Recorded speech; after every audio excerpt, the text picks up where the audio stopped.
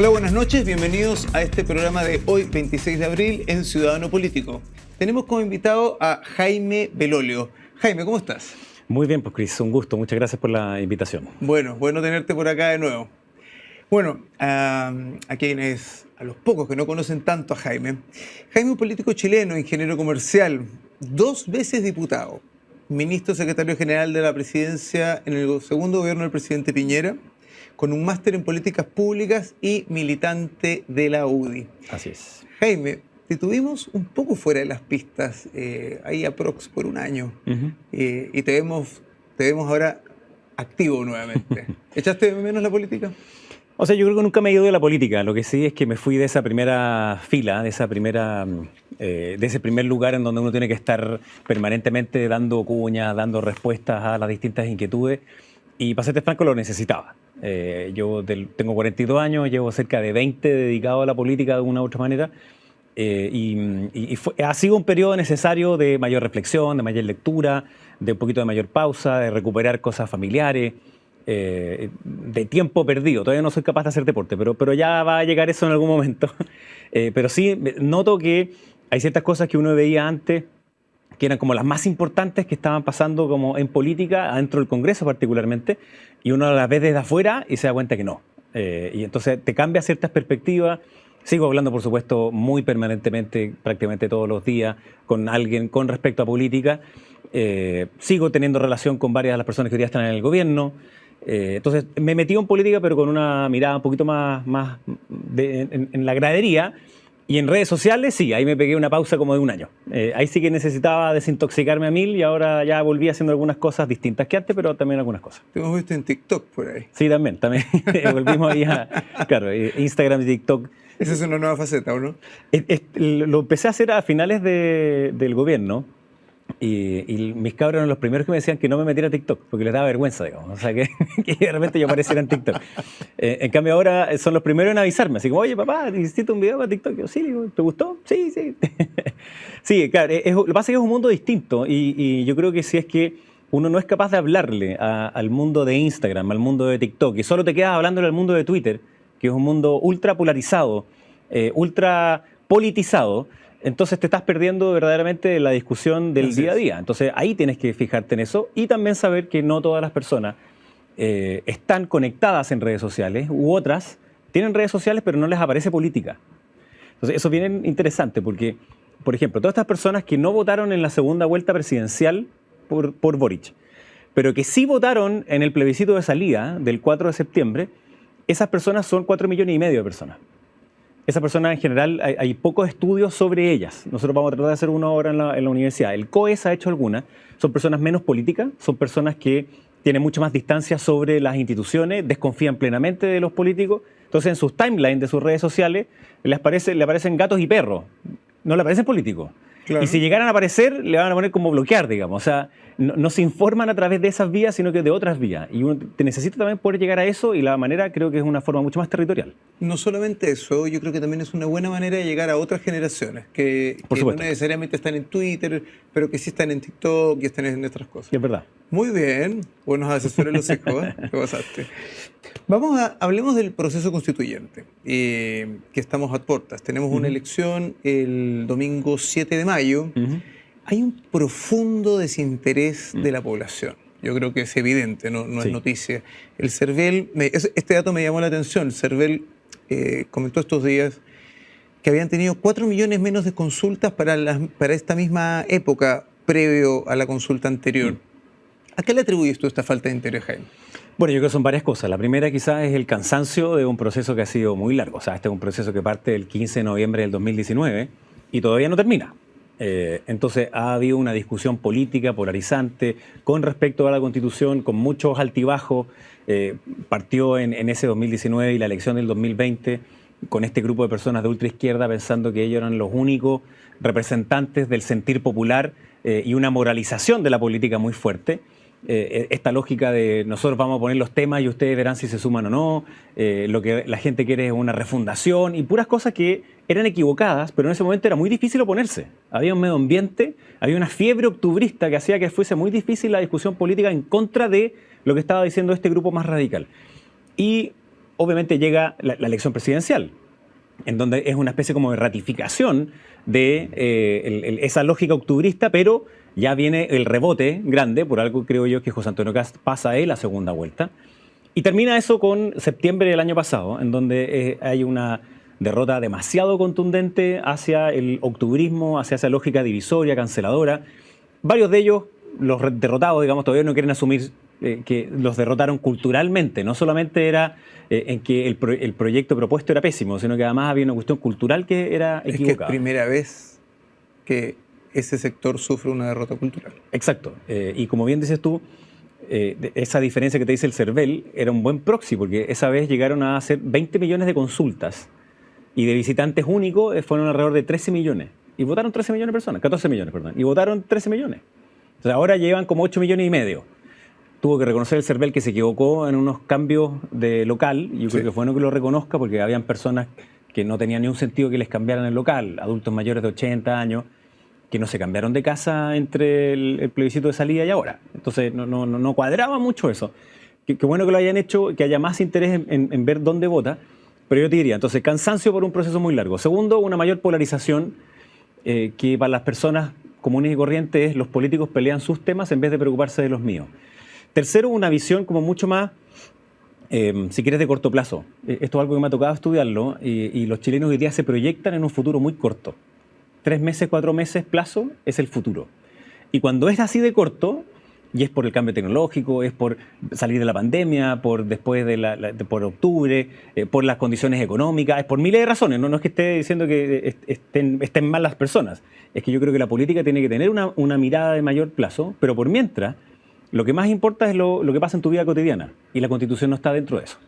Esa es una cuestión demasiado larga, de hecho, en donde tienes que confiar en un grupo de personas, políticos, en los cuales hoy día no hay una mayor confianza. Uh-huh. Entonces, es una suma de todas, muchas cosas, pero yo diría que básicamente son esas. ¿Y la pega del gobierno? ¿El gobierno no ha hecho la pega?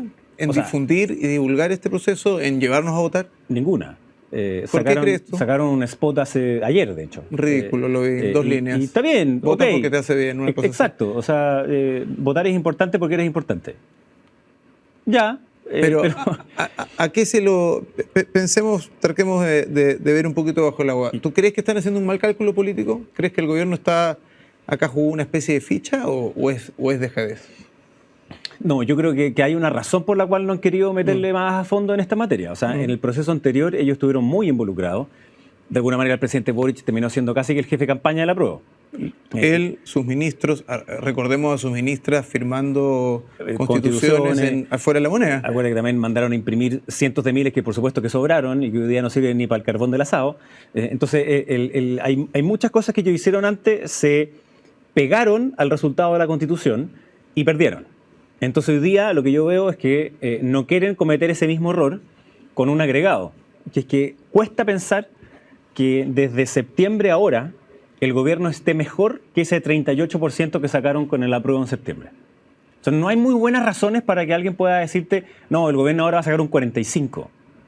Cuando lo que ha pasado entre septiembre y ahora para el gobierno ha sido que ha bajado. Entonces mi impresión es que no quiere involucrarse públicamente en la elección, haciendo las campañas que yo creo que tiene que hacer, pero no quiere hacerlo porque significa que va a estar de nuevo pegado como si fuera un plebiscito para el gobierno y eso hoy día sería todavía peor. Sí, es impactante. Bueno, eso llevándolo al tema de los candidatos, yo no he visto ni una sola foto de un candidato de izquierda con el presidente. Ninguno, yo creo que es un error, porque los únicos que en la franja, que de hecho ya ahí hay una nueva demostración de cómo este desinterés, la franja hoy día tiene alrededor de 36 puntos de rating, algunos días 25 puntos de rating, cuando era el plebiscito, era no el doble, pero era muchísimo más. Y hay un informe del CNTV que dice que hasta ahora las personas que han visto la franja son las mismas que ven siempre la televisión, están informados, están viendo las noticias, es decir, no ha llegado a nuevos grupos. Cosa que sí pasó cuando ganó el rechazo del 4 de septiembre. Exacto. Entonces, hay una deja ahí, perdona, es un solo punto cortito. Y los únicos que han mencionado a Boric es Convergencia Social, que es el partido de Boric. Y yo creo que en eso lo hacen bien, porque Boric tiene 30 puntos de hoy día de aprobación. Y si un partido, el más boricista, llamémoslo así, dentro de la coalición, es Convergencia y saca, no tengo idea, 15 puntos, bueno, va a ser el partido más votado dentro de esa coalición. Claro. Entonces yo creo que hay un mal cálculo por parte del gobierno de frente a esta gigantesca votación, que probablemente va a ser la segunda más grande después del plebiscito, va a ser menos que el plebiscito en mi opinión, pero más que la segunda vuelta presidencial, 10 millones de votos, en esa estar totalmente ajeno me parece que es un error. Te quiero tocar el tema de la franja. Está fuera de lo que queríamos conversar, pero ¿no encontraste que esta franja está débil? ¿En qué sentido débil? A ver, la franja por el rechazo para el 4 de septiembre fue una franja que tocaba, movía, el mensaje venía desde el amor, ganemos por amor, y por ahí fue el mensaje. No aparecían políticos, efectivamente. Era una franja que de una u otra manera tocaba sentimientos, tocaba fibra, y nos unió a todos. Había un himno nacional, había una bandera. Esta franja está un poquito débil en ese sentido, está un poquito suave. Quizá no es solamente que... Porque la franja, hay que decir, la franja sí se ha emitido en la cantidad de minutos y semanas que tiene que emitirse. Sí. Pero quizás no ha tenido tanta audiencia y tanto pegue porque... ¿Qué pasó? Nos olvidamos... O sea, es la primera vez que dicho en fácil, es la primera vez que la centro-derecha y derecha en este país supo hacer algo comunicacionalmente bien. Y no lo pudimos repetir. ¿Qué pasó? Mira, yo creo que son varias cosas. Primero, la épica del rechazo era diferente porque además era una elección binaria. Entonces no habían candidatos, sino que era una épica que era mucho más general, donde la sociedad civil era muy relevante. Después estaba, en esa época, el Partido Republicano también quiso sumarse a hacer una misma franja. Hoy día tú tienes un escenario que es distinto, en donde los candidatos al Consejo, salvo algunas excepciones, por cierto, son desconocidos. La gente te pregunta en la calle y dice, ¿por qué vamos a tener que votar de nuevo? ¿Pero cómo? ¿Si no lo estaban haciendo otras personas? Sí, claro. O sea, todas esas preguntas me han tocado. Pero ¿y estos qué van a hacer? ¿Y cuándo va a terminar? Entonces, hay mucho desconocimiento. Ya veíamos que desinterés, el gobierno no ha hecho nada mucho. Pero el hecho de que los candidatos sean desconocidos significa que las marcas de los partidos son un poquito más importantes. El Partido Republicano no quiso ir ahora en coalición, fue por fuera, y parte de su franja es atacar a Chile Vamos. Entonces no hay una épica de un relato que sea unitario frente a todos los que están en el rechazo, sino que ahora se quieren medir cada uno de ellos frente a esta elección con candidatos específicos. Entonces ya cuando tienes que empezar a presentar candidatos, tienes que diferenciarte de los otros, tienes igual que diferenciarte del frente, obviamente, ya empieza a ser mucho más complejo armar ese puzzle. Entonces yo creo que la franja de Chile Vamos es la que está mejor realizada de las otras. Sin duda. Y trata de tomar esa épica, ¿cierto?, del rechazo, trata además de vincularlo con el gobierno. ¿Seguimos? No seguimos así, digamos. Más algunas otras cosas como cierta cuota de humor, pero no tiene obviamente la misma épica construida antes, que era mucho más transversal y sin la diferenciación como de la identidad de los partidos. Entonces, como es una elección fría, claramente la franja pudo haber sido como para subir la temperatura y no lo ha sido. En ese sentido tienes razón. No ha sido. Bueno, conoces a tanta gente en este mundo importante que ojalá que puedas influir positivamente para que la franja que venga para el plebiscito de salida tenga un poquito más de... y conecte con la gente. Sí. Si al final necesitamos que esto salga bien, de una vez por todas. Así es. Jaime, ¿qué nos estamos... expliquémosle un poco a las personas que nos ven. ¿Qué nos estamos jugando en estas elecciones, las del 7 de mayo? Las que, como dices tú, a mí también me han preguntado. Oye, hay que votar, es obligatorio, ¿por quién se vota? ¿Quiénes son los candidatos? ¿Qué nos estamos jugando? ¿Por qué es tan importante salir a votar este 7 de mayo? Yo diría que lo primero y más genérico es que necesitamos cerrar bien el ciclo constitucional este diciembre del año 2023 y no seguir en esa incertidumbre sobre la Constitución y sobre grupos que van a estar atacando la Constitución, es decir, las reglas del juego de manera permanente. Si fuera término futbolístico, necesitamos dejar de discutir sobre las reglas del fútbol y más bien empezar a jugar en la cancha. Y jugar en la cancha significa que los congresos, los gobiernos tienen sus distintas miradas y las personas deciden si quieren A, B, C, D, Z, pero que todo el rato estemos jugando hacia cuáles son las reglas del juego de manera permanente, obviamente nos dejan una gigantesca incertidumbre, tiene efecto en las personas, que tienen esta visión más bien de corto plazo, tiene efecto en la economía, que no puede hacer inversiones si no sabe cuáles van a ser las reglas del juego en un año más, digamos. Entonces, es demasiado importante bajar esa incertidumbre. No voy a decir que tengamos certeza absoluta, pero sí bajar esa incertidumbre para que empecemos a discutir sobre lo que realmente nos importa. Lo segundo es que nos jugamos si es que acaso va a haber un revival del octubrismo o no, porque que no quepa duda de que el octubrismo hoy día bajó a un nivel mínimo, pero no es que esté totalmente muerto. O sea, hay gente que todavía reivindica ese tipo de la idea de la violencia, varias de las causas. Hay algunos expertos que están hoy día que para hacerle gestos a estos mundos también vuelven a presentar indicaciones hoy día que van en la misma línea. Entonces, nos jugamos también cuál es la correlación de fuerza, llamémoslo así, apruebo o rechazo, y cómo cerramos bien el ciclo, pero cómo lo hacemos de manera ponderada. O sea, si no es una buena elección para la centro-derecha y la derecha, eso podría significar un bloqueo por parte de la izquierda y terminar con una mala constitución. O seguir extendiendo el proceso constituyente todavía más, con la incertidumbre del proceso constituyente. Entonces yo creo que nos jugamos en el fondo cierta estabilidad para los próximos años en donde podamos tener un nuevo pacto social que nos deje a todos en una convivencia pacífica. Y es muy relevante ir a votar. Entiendo que pueda ser latero para algunos, que no conozcan los candidatos, pero esa correlación de fuerza que se va a medir ahora es súper importante también para marcar a este gobierno, que ha tenido que sacar políticas en materia de seguridad y muchas otras más, pero sobre todo en seguridad, para concentrarme en ellas, que no habrían aprobado nunca jamás antes, si es que no hubiese sido porque hoy día hay una opinión pública, porque hay una movilización ciudadana que los empuja a esa urgencia y con una determinada mirada. Entonces, lo mismo ocurre en esta elección. Estamos hablando de la ley Naim Retamal, que nunca hubiésemos pensado que el gobierno iba a desempolvar unas leyes anteriores que estaban ahí, proyectos de ley guardados, y que al final el presidente las iba a firmar y promulgar. Y promover, entre comillas. Claro, a pesar de que el presidente del partido del presidente, valga la redundancia, salió afuera a protestar en contra de la ley. De eso vamos a conversar. Entonces es una cuestión de loco. Pero toda la agenda de seguridad, quienes hoy día están en el gobierno votaron sistemáticamente en contra de robo de madera, de la ley contra el narcotráfico, de la ley de inteligencia, de infraestructura crítica, de, por supuesto, la Naim Retamal. De todas votaron en contra. Entonces, que hoy día se estén aprobando varias de ellas, tiene que ver con que Chile cambió de nuevo, digamos. Y ahora, si el péndulo estuvo en una fiebre octubrista, hoy día está cambiando. Yo creo que aquí hay una responsabilidad que también es importante para esta elección. Si no hay una solución política e institucional razonable a la crisis de seguridad, lo que va a ocurrir es que después ese péndulo se va a seguir corriendo hacia la línea de un mayor autoritarismo y un populismo autoritario.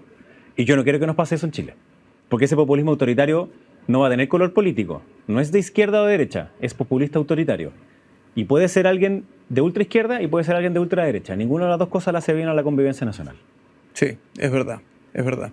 De hecho, está sobre el presidente Bukele de El Salvador, él era de centro izquierda. Exacto. No era, todo el mundo piensa que porque era autoritario y estaba metiendo a todos estos gallos y los tiene a los presos ahí en el suelo, piensan que era de derecha o de derecha, no, era de centro izquierda. Efectivamente, era de esa coalición y uno no podía decir hoy día que es de izquierda o de derecha. Lo que pasa es que el tema de la seguridad en El Salvador llega a tal punto en que es el único tema. Entonces, por eso digo que en Chile no estamos a ese mismo nivel, por supuesto, pero hay que resolverlo para no llegar nunca a ese nivel. De lo contrario, empiezan a justificarse el que te saltes libertades que para mí son esenciales en la vida común. Entonces, y en Chile ya hay un gustito. De hecho, cuando preguntaron recién, hace un tiempo atrás en la Academ, qué es lo que pensaban sobre los presidentes latinoamericanos, Bukele tenía 65% de aprobación. En Chile, digamos. Entonces, lo que pasa es que si tienes una persona que llega y te dice que te va a resolver el problema que más hoy te está haciendo ruido, que en este caso es la seguridad, el narcotráfico, la delincuencia, y por otro lado ves que el gobierno está haciendo poco o nada, previo a la Naim Retamal, por decirlo de alguna forma, a uno le llama la atención el candidato. Por supuesto. Ese es el riesgo que estamos corriendo. Exacto. Estamos totalmente de acuerdo contigo. O sea, si en Chile el plazo que te decía yo de futuro son 3-4 meses, probablemente en El Salvador era día a día. Por ese pánico a las maras, que efectivamente tenían tomado el sistema político de la ciudad. Entonces, claro, era tan extremo que la solución fue extrema. Entonces, yo creo que no tenemos que llegar a ese nivel jamás. Y por tanto, el impulso que ha dado la ciudadanía a que se aprueben estas leyes es muy importante. El respaldo que hoy día se le da a las policías es muy importante, pero seguimos teniendo problemas graves en la Araucanía, seguimos teniendo problemas graves de delincuencia, seguimos teniendo problemas en el norte. Y ahí también, así como ese péndulo se puede ir al lado autoritario, también me preocupa que el péndulo en el lado de la migración empiece a transformarse en una cuestión que ya empieza a ser como un odio contra la migración. Yo creo que eso también es súper preocupante. Si en Chile antes te diferenciaba el chileno, te decía, una cosa es el migrante, es decir, el que ya está acá, y otra cosa es la migración, La migración es mala, el migrante está bien porque acá es mi vecino. Después eso se empezó a estrechar. Ya no había tanta diferencia entre el migrante y la migración, que es la típica, como el típico chilenismo, ¿no? Porque en el fondo es, sí, el que está aquí bien, está en mi casa, pero ya no me caben más. Hoy día ya empieza a ser lo mismo y ya empieza a haber un sesgo hacia que migrante igual, aquel que comete delitos y otro, y cuidado con meter todas las personas dentro del mismo saco. Chile es un país que fue forjado a través de la migración. Entonces, de nuevo, ahí también me preocupa que el péndulo se vaya a ese lado, porque si hay un populismo autoritario, también va a culpar permanentemente a los migrantes. Y yo creo que eso es muy problemático para el alma chilena. Sí, el problema no es la inmigración per se, es que sea de forma controlada y ordenada. Eso es. Es eso. Por supuesto. Vamos a ir a una pausa, Jaime. Vamos a ir a una pausa. Estamos en Ciudadano Político junto a Jaime Belolio. Estamos de vuelta. ¿Sabías que Grupo Patio trabaja día a día con un propósito claro? Unir personas y enriquecer más sus vidas. Descubre mucho más en patio.cl. Bien, estamos de regreso en Ciudadano Político junto a Jaime Belolio.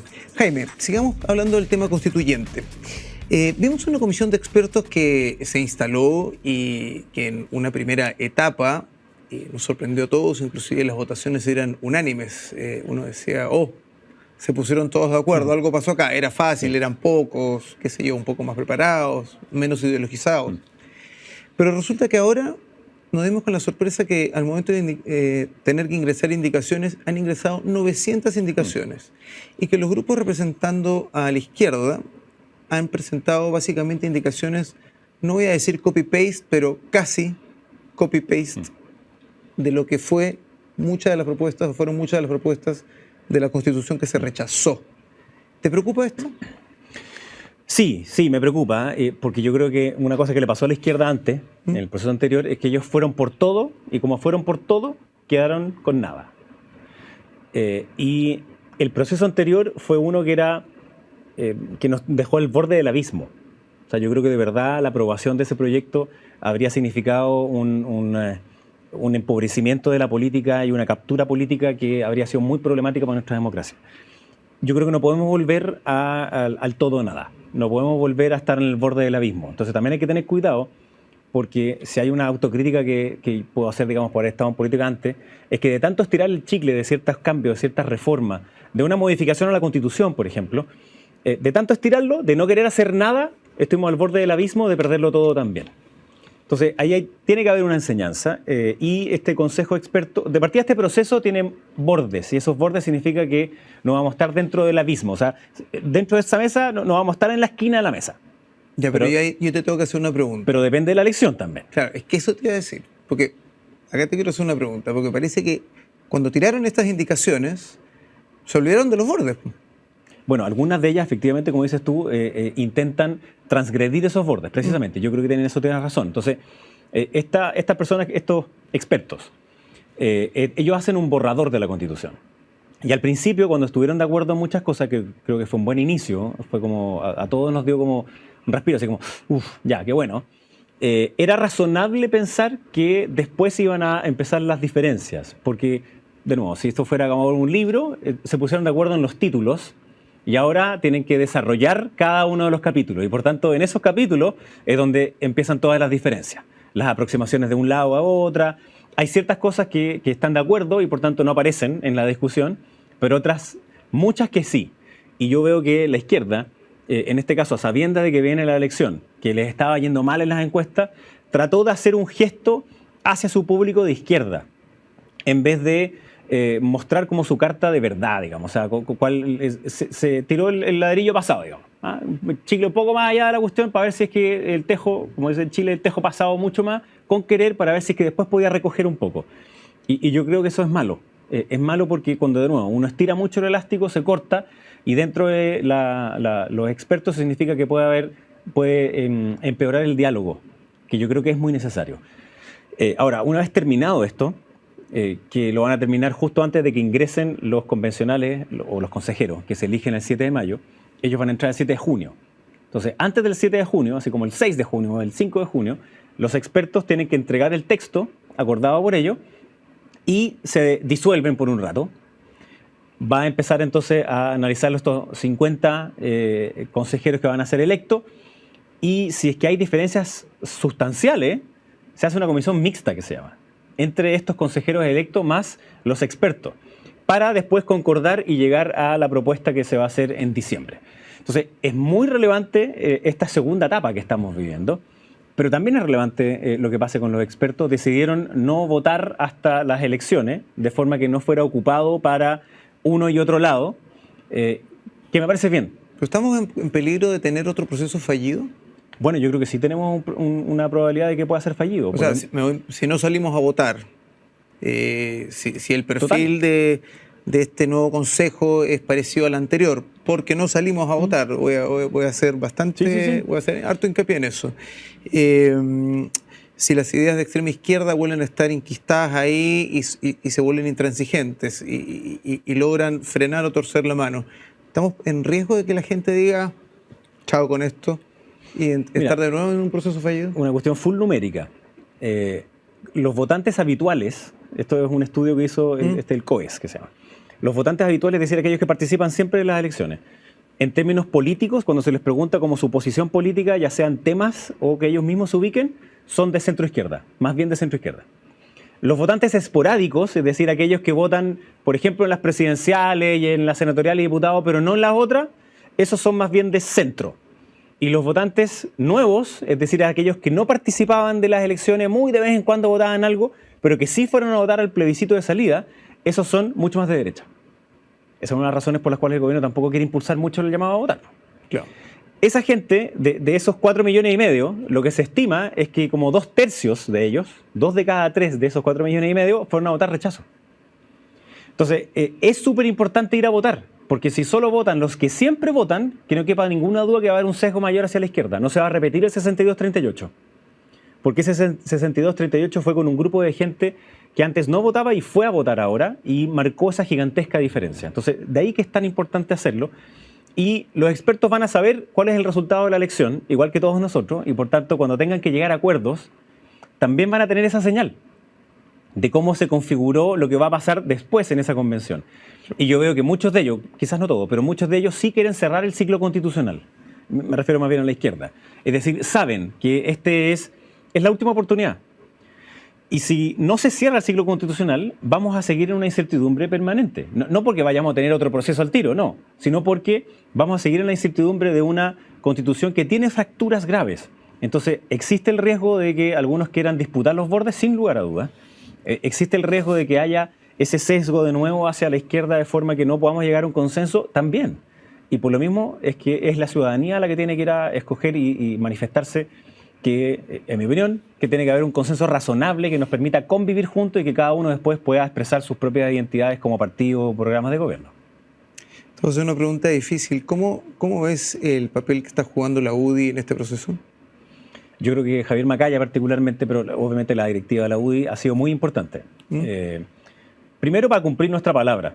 Cuando nosotros hicimos la campaña del rechazo, buena parte de lo que le dijimos a los chilenos es que esa no. Es decir, la que se estaba proponiendo era pésima, pero sabíamos y seguimos sabiendo que necesitamos un nuevo pacto social, porque la actual Constitución tiene fisuras muy graves. No es que sea toda mala, no es que yo diga sí, hay que botarla a la basura, no, yo no pienso eso. Sin embargo, hoy día necesitamos un nuevo pacto social y eso es en un nuevo proceso que sea validado en democracia como hoy día. Y a la UDI le ha tocado jugar un papel que para otro mundo de derecha es súper impopular. Entonces, que ha sido muy criticada, especialmente Javier, que lo han tratado de todo, porque yo veo también que desde una derecha más dura están actuando de la misma manera que actuó el Frente Amplio antes. Es decir, con una hipermoralización de la política en que si no estás conmigo, estás contra mí, y entonces si tú no piensas como yo, entonces eres un traidor, eres un amarillo, eres un vendido, eres lo que fuera. Esa lógica polarizante solo nos lleva, siempre termina mal.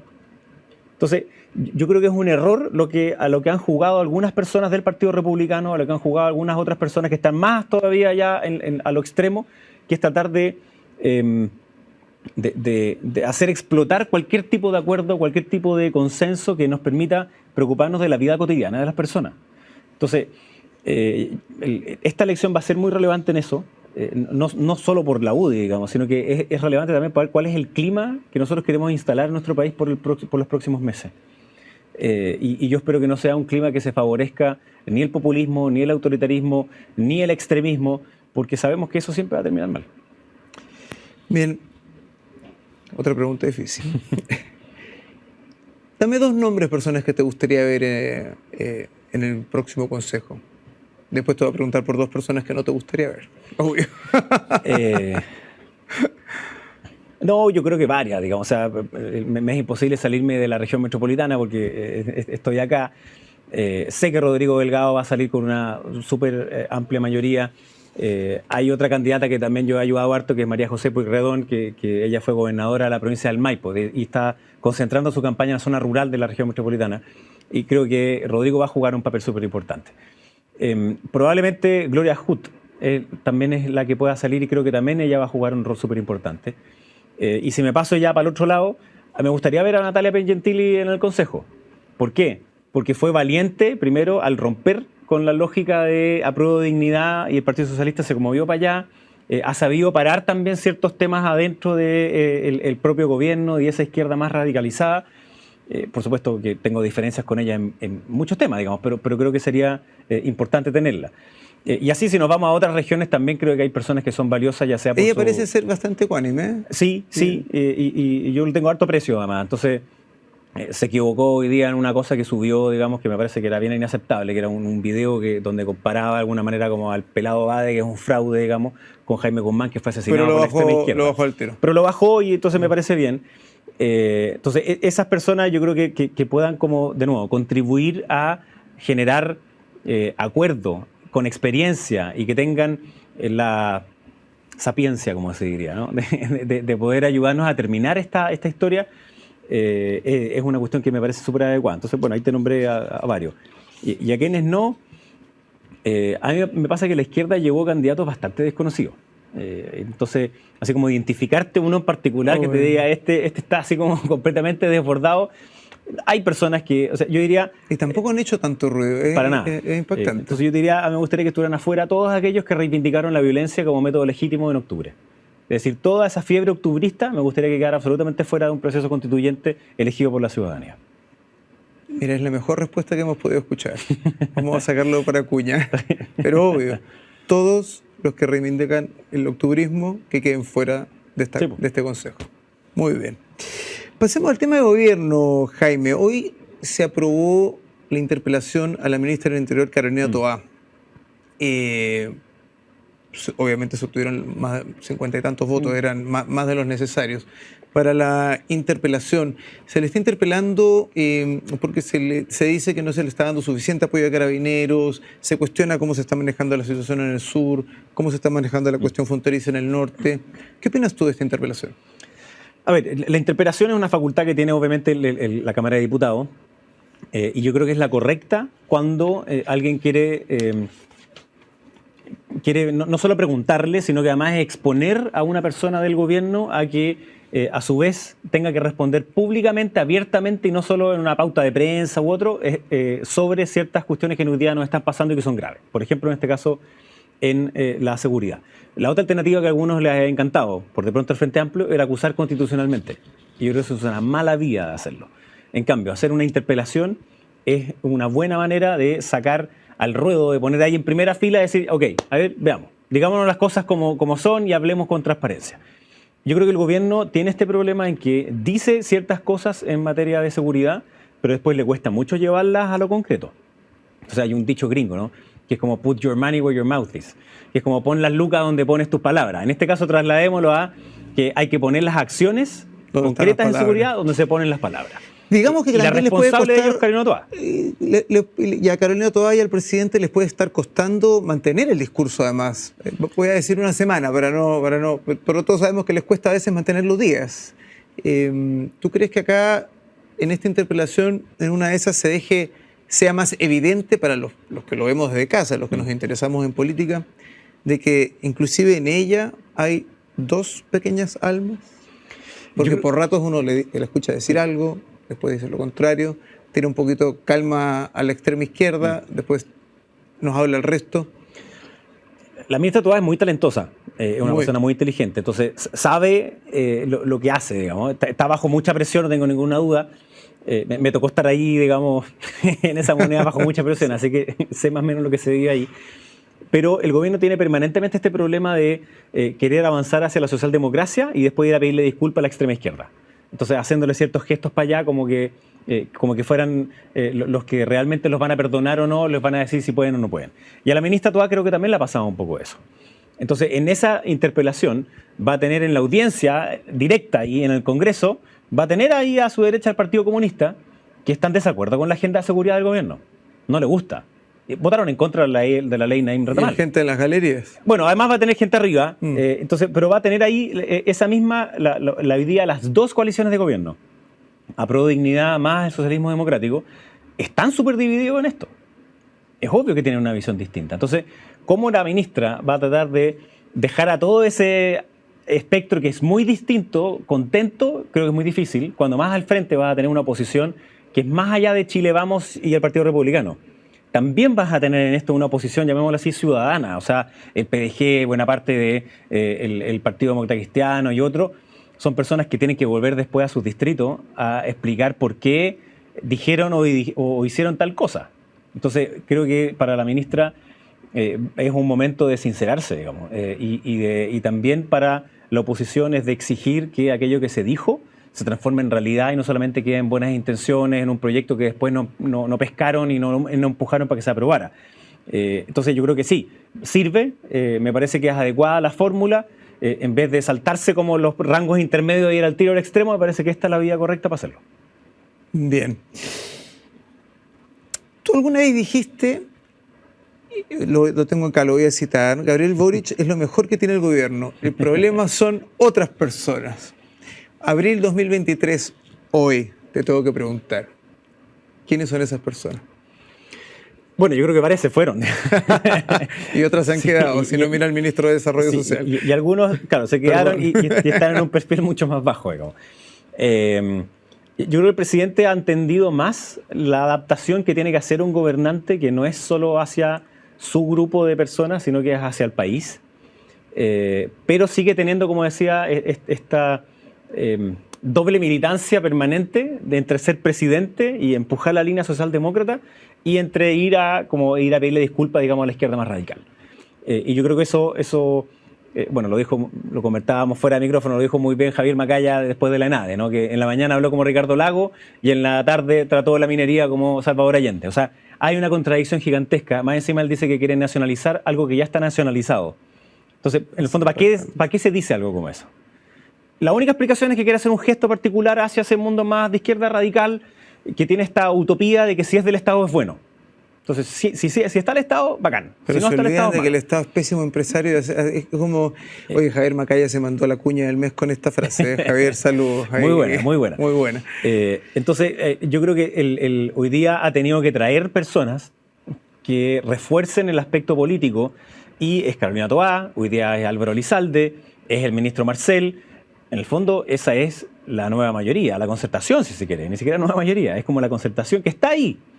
Por supuesto, son personas más jóvenes, era una renovación de aquellos mismos, que defienden parte del programa de Boric, pero se nota que ha tenido que tomar una opción distinta que la original. Es decir, el proyecto original era filo-octubrista, hoy día ya no ya. Esa cuestión tiene que ser distinta. Entonces lo que falta es que realmente como que dejen ese duelo del octubrismo y definitivamente sean capaces de quebrar con aquella fuerza que siguen tratando de reivindicar una cuestión que ya está superada. Ya, yo me quiero quedar con el punto que estás diciendo. Ojalá el presidente tuviese la capacidad un día de levantarse de la cama y decir, hoy es el día. Hoy día rompo con los comunistas o con la extrema izquierda o con los más extremistas de mi coalición que no me dejan trabajar con el resto de los partidos, literalmente. No solamente centro-izquierda, centro-derecha y para allá. Yo creo que él podría quizás. Hace una semana, tuve una discusión con un muy buen amigo, un gallo inteligente, preparado. Y me decía, él votó apruebo de entrada, votó rechazo de salida. Y me decía, yo creo que Boric ha cambiado. Yo creo que el presidente Boric quiere hacer las cosas bien. Yo creo que el presidente Boric está ahora listo para hacer todo perfecto. Yo, Cris Portugal, siento que no ha cambiado nada, no le creo tanto, yo la esencia creo que no la ha perdido, y prueba de eso para mí, más allá de que está Elizalde y está la Carolina Toá, hasta el día que la pobre Carolina Toá se aburra, porque la ministra debe estar corriendo de un lugar a otro a La Moneda, tirándose los pelos todo el día, tapando goles. Mi pregunta es, ¿tú crees que el presidente, esa esencia, porque recordemos que él nace de un movimiento octubrista, él viene de ahí. ¿Tú crees que hay una reflexión profunda en él? ¿Hay un posible cambio en él que pueda romper con los comunistas efectivamente? Sí y no. Es decir, yo creo que hay un cambio en él con respecto a cómo comenzó el gobierno, sí, de todas maneras. Y acuérdate que en el octubrismo, claro, si bien él reivindicó a los estudiantes y el salto de torniquete diciendo que esta era desobediencia civil y estaba súper bien y etcétera, después cuando firma el acuerdo, a él lo tratan de traidor y le escupen, le tiran cerveza y etcétera, o sea, lo trataron y una parte de su partido, de hecho, rompe con él, claro, Sharp y compañía, porque él se fue por la vía democrática. Entonces, él es esa persona también que tiene esas contradicciones. Entonces yo creo que hoy día él es una persona que ha cambiado en muchas cosas, yo creo que sí. Si la pregunta va a estar disponible a romper con esa extrema izquierda del PC, yo creo que no. Entonces va a seguir... ¿Es muy alto el costo? No sé si es alto el costo o él mismo siente que no podría hacerlo, digamos. O sea, él quiere estar como en esa compatibilización de esas dos cosas. Otone el otro día, Ernesto Otone, dijo una frase súper interesante, con un intelectual muy relevante de la izquierda, y él dijo que Boric debiese como confiar decididamente en avanzar hacia la socialdemocracia sin ambigüedades. Sí. Yo creo que esta lógica como de hacer para allá y para acá, a la socialdemocracia y la extrema izquierda la hago cariñito después, implica una ambigüedad permanente en donde uno no sabe realmente dónde quiere estar. Y veo que él va, por ahora, a seguir en esa misma ambigüedad. Me encantaría que no fuera así, digamos. Me encantaría que fuera, claro, digamos, rompamos con eso y vamos allá. Pero una cosa es lo que uno quiere, digamos, y otra cosa es la que pasa. Entonces, yo veo que sí ha modificado su pensamiento en muchas cosas, ha sido capaz de reflexionar sobre otras, pero cada cierto rato, cuando uno espera algo, y yo en la política del litio esperaba otra cosa. Entonces después como un baño de agua fría decir, bueno, ok. Pero sí nos sorprendió a todos, yo creo. Así es. De un discurso donde prácticamente los privados eran los que iban a tener que explotar esto y que bueno, y el gobierno, con las cifras macroeconómicas, cuando el mayor aporte fiscal lo había traído SQM en ese minuto, más que Codelco. Y después ahora en la noche salió y dijo lo contrario y quedó todo el mundo así. Y es una idea de modelo en donde el Estado tiene el 51 y como dijo la ministra de Minería, dijo ya, el privado trae el capital, trae la tecnología y nosotros somos los dueños de la empresa. Digo, perdón, ¿quién va a querer tener esa sociedad, digamos, salvo que sea la única manera de poder extraer el litio? Que si no, no puedes extraerlo. Entonces, si eso es lo que se está proponiendo, bueno, que nos digan como tal, y ahí sí hay un riesgo, creo yo, que es que ¿quién podría aceptar un deal como ese? Bueno, una potencia como China, que sabe que aun cuando no tenga el 50+1, igual lo va a tener por su tamaño, digamos. Te puede apretar por otro lado. Te aprieta por otros lados y entonces te friega en otros lados. Pero eso me parece que es una pésima idea y una pésima señal. Y Elon Musk, que tampoco es de mi devoción en absoluto, pero dijo una frase brillante. Dijo, oye, si el litio hay en varias partes del mundo. Lo que realmente importa es la capacidad de poder extraerlo y poder refinarlo. ¿Quién va a poder hacer eso más rápido? ¿Codelco? Si Codelco ha tenido plantas hace mucho, o sea, ha tenido terreno hace mucho rato y no lo ha hecho, porque no es subjetivo, porque hace mejor otra cosa, porque tiene todos los problemas adentro que tiene. Han habido presidentes previos que han tenido que recortar costos por miles de millones de dólares. Entonces, suponer que si es del Estado es bueno, es una cuestión que simplemente pero en lo práctico... No se demoraron 24 horas a salir los genios de este gobierno a responderle a Elon Musk y decirle que está equivocado. Bueno, pero lo que olvidaron esos genios que le respondieron a él es que al día siguiente del anuncio del litio, la acción de SQM hizo que perdiera 1.800 millones de dólares. Es decir, ese fue el costo de la idea. Después rebotó un poco, entonces está bien, perdieron 1.200 millones de dólares. O sea, el costo solo de plantear la idea ya significa que el mercado, es decir, los privados, aquellos que teóricamente, según ellos, iban a sentirse súper incentivados de ir corriendo tras ellos, no, reaccionó. Es una pésima idea tu cuestión. Pésimo. Bien, Jaime, vamos a un nuevo corte. Estamos con Jaime Belolio, vamos a una pausa.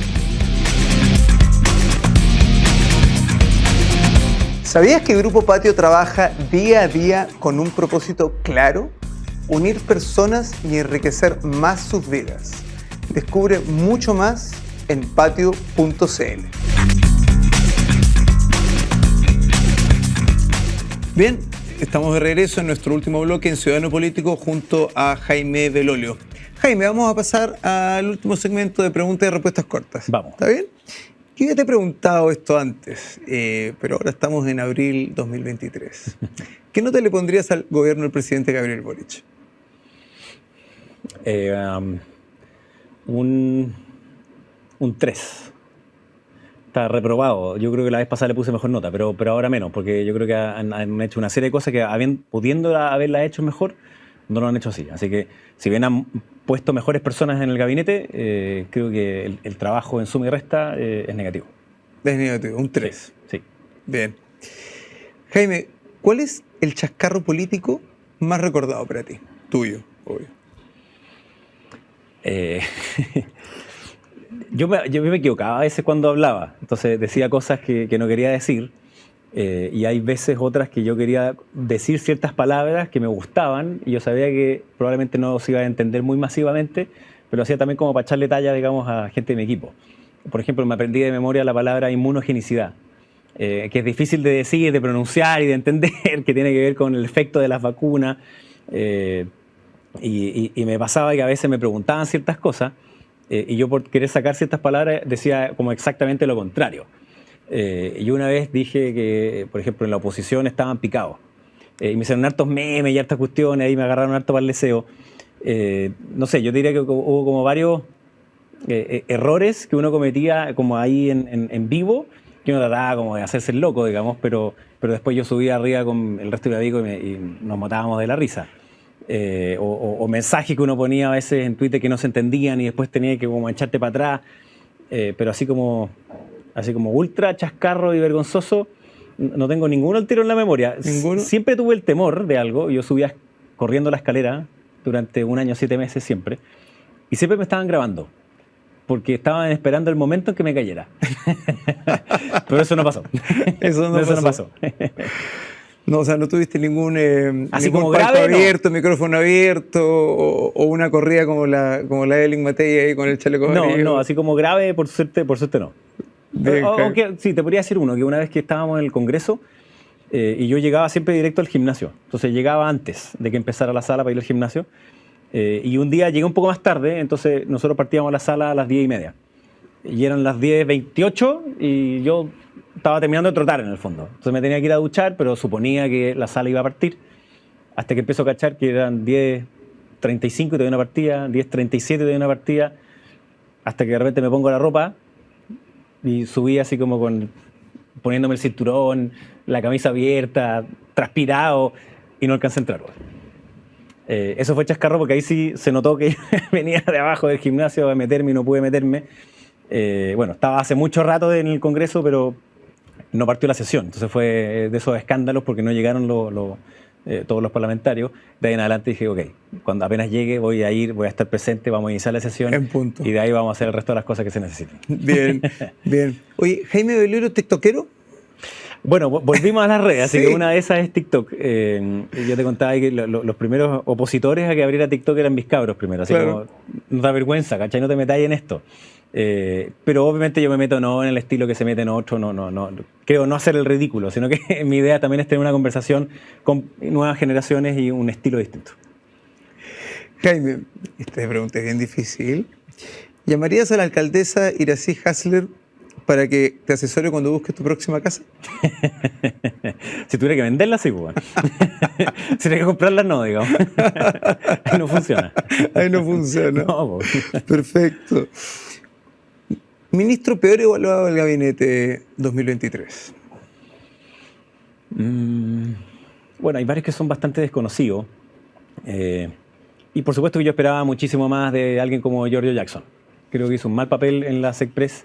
Y hoy día en desarrollo social, en el fondo, no ha pasado lo que tiene que... Está desaparecido. Prácticamente nada, está bastante desaparecido. Pero yo, quien creo que se ha cometido más errores y debió haber salido de todas maneras antes, es el ministro de Educación. Creo que ahí hay una un problema muy grave, como fue la pandemia y los aprendizajes que no se obtuvieron ahí, el problema que tenemos en lectoescritura, que si no lo solucionamos se va a arrastrar durante décadas. Y creo que el ministro no le ha tomado el suficiente peso a esa materia. Así que creo que el peor de la línea, yo creo que de todas maneras sería educación. De educación. Bien, nos quedamos con eso. Jaime, ¿la pelotita antiestrés del presidente o un sabor en el toro? En el toro, no, sin duda. No, a mí nunca me ha gustado eso de apretar la pelotita, así como no... Yo creo que a él tampoco le está funcionando mucho. Pero parece bueno. que no, sí. No, bueno, en todo caso yo creo que es bien inaceptable el que él haya salido como a reprender a un fotógrafo que está haciendo algo que es absolutamente... Que está haciendo la pega, es un fotógrafo acreditado en La Moneda. Exacto. Y si se abre la ventana de La Moneda, bueno, por supuesto que puede sacar la foto, digamos. Obvio. No había mala leche, no había ninguna cuestión de eso. Entonces a mí me preocupa que a veces hayan como esos arranques, digamos, que son anti esa libertad de informar. Por supuesto que yo también creo que la información tiene que tener límites éticos y corresponderse, pero sacar una foto cuando abrieron la ventana me parece que está perfectamente bien y esa salir a reprimirlo, digamos, es una manera de amenaza que no me gusta para nada. Bien. Jaime, una pregunta para el cierre. Si tuvieses un café a solas con el presidente Gabriel Boric, ¿qué consejo le darías hoy, 26 de abril? Que así como él ha reflexionado muchas veces en muchas materias y sabe que la lógica electoral de su programa y lo que significó ganar estaba más llevada hacia el programa, o sea, su programa de gobierno dependía en el fondo de que aprobaran la Constitución y eso fracasó. Y por tanto ese programa también fracasó.